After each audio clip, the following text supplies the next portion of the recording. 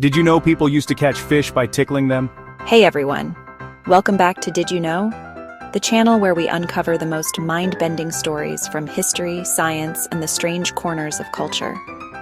Before we dive in, a quick reminder. Over half of you watching right now haven't subscribed yet. If you like exploring bizarre, fascinating facts that most people have never heard of, hit that subscribe button and join us on this journey. Now let me ask you a question. What if I told you there's an old fishing trick where you don't need a rod, or a net, or even bait? All you need are your bare hands, a quiet stream, and a very gentle touch. It's called trout tickling, and yes, it's real. Trout tickling is exactly what it sounds like. Catching a trout with your hands by gently stroking its belly until the fish becomes relaxed, almost hypnotized, and can be lifted straight out of the water. The practice is centuries old, especially across the British Isles. Imagine lying belly down on a grassy riverbank, your arms slowly sliding into the cool water. Trout often rest under ledges, rocks, or tree roots along the edges of rivers.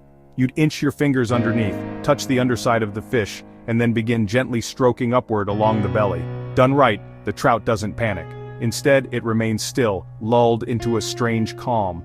That's when the fisher, or more often the poacher, would seize the fish in one sudden motion and fling it onto the bank. It's a mix of patience, stealth, and a surprisingly delicate touch, and for hundreds of years it was an open secret in rural communities. The earliest known mentions of trout tickling appear in English writings from the 16th and 17th centuries. In Shakespeare's Twelfth Night, around 1601, the clown Feste makes a reference to trout tickling. By Shakespeare's time, the practice was already so well known that it could be used as a casual joke. Later, in the 18th and 19th centuries, writers and naturalists described it as both a clever trick and a common form of poaching. Country boys, shepherds, or farmers might slip to the river after work and bring home a fish for dinner. No rods, no hooks, no gear to buy, just skill, quietness, and a willingness to get wet. Even the famous English poet Isaac Walton, who wrote The Complete Angler in 1653, mentioned hand-catching fish, though he treated it more as a poacher's trick than a noble sport. By the Victorian era, trout tickling was widely known across rural Britain, Ireland, and Scotland.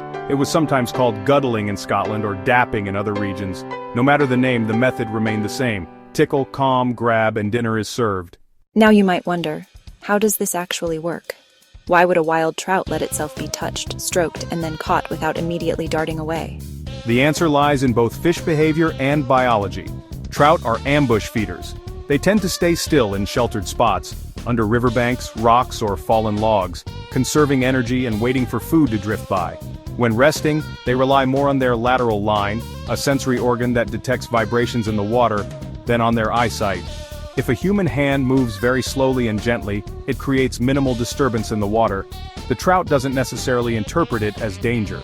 The stroking motion along the belly may mimic the natural currents or the brushing of vegetation.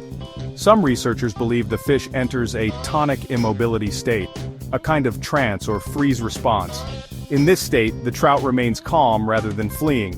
The fisher then takes advantage of this moment of vulnerability. It's essentially a combination of stealth, sensory trickery, and exploiting natural reflexes. While trout tickling might sound whimsical, it was often a matter of survival, or secrecy. For the rural poor, who didn't have the luxury of expensive rods or time to fish legally, tickling was a way to get food. For poachers, it was a way to take fish from rivers owned by landlords or aristocrats without leaving much evidence. Unlike nets or spears, trout tickling made no noise and left no broken tackle lying around. You could walk into a river empty-handed, catch your fish, and walk out again without anyone knowing. It became so associated with illegal fishing that laws were written to prohibit it. In the UK, for example, the Salmon and Freshwater Fisheries Act of 1975 makes it an offense to take or kill fish by hand. Similar restrictions exist in Ireland and parts of Europe. Even today in most regions, trout tickling is considered illegal poaching. While the phrase trout tickling is most famously British, the practice of catching fish with bare hands is far older and more widespread. In the United States, a similar practice exists called noodling, where people catch catfish by plunging their hands into underwater holes and letting the fish bite before pulling them out. Unlike trout tickling, noodling is far more dangerous, since catfish can be huge, and sometimes the holes hide snapping turtles or even snakes. In Asia, there are records of hand-catching fish in shallow waters, particularly during seasonal droughts. In medieval Europe, chroniclers occasionally describe peasants catching fish by hand during festivals or when rivers ran low. So trout tickling fits into a much larger human tradition, using skill and cunning rather than technology to take fish directly from the water. Over time, trout tickling became more than just a practical skill. It entered the language of metaphor, humor, and even flirtation. In British slang, tickling trout sometimes implied sneaky behavior or even a sly approach to romance. The imagery of slipping up quietly, soothingly, and then seizing an opportunity was too good for writers and poets to ignore. Some rural traditions even treated trout tickling as a test of patience and character. To catch a fish this way required not just strength but quietness, calm, and respect for the rhythms of the river. So, is trout tickling still practiced today? The honest answer, not legally, in most places. In the UK, Ireland, and much of Europe, it's banned under anti-poaching laws.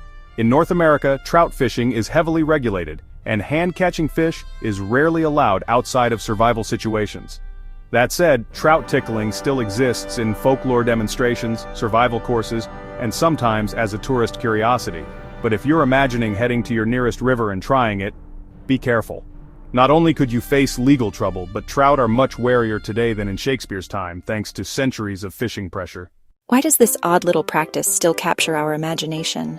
Because it's almost magical. The idea that you could walk up to a wild fish, stroke it gently and lull it into calmness feels like something out of a fairy tale. It challenges our modern view of fishing as sport or industry and takes us back to something deeply human. The ability to use nothing but our hands, patience, and awareness of nature to provide food. Trout tickling lives at the intersection of survival skill, folk magic, and outlaw tradition, and that's why it still fascinates people today. So next time you hear the phrase tickling a trout, remember, it's not just a funny saying. It's a centuries-old fishing technique, one that appears in Shakespeare, one that fed countless rural families, and one that's now mostly remembered as a quirky piece of history. But be warned, if you're tempted to try it, in many countries today, it's against the law. Trout tickling is officially classified as poaching, so maybe stick to the rod and reel. Thanks for watching this deep dive into one of history's strangest fishing traditions. If you enjoyed this story, don't forget to like this video, share it with a friend, and subscribe for more unbelievable facts you won't hear anywhere else. This has been Did You Know? See you next time, where we'll uncover another secret hiding just beneath the surface.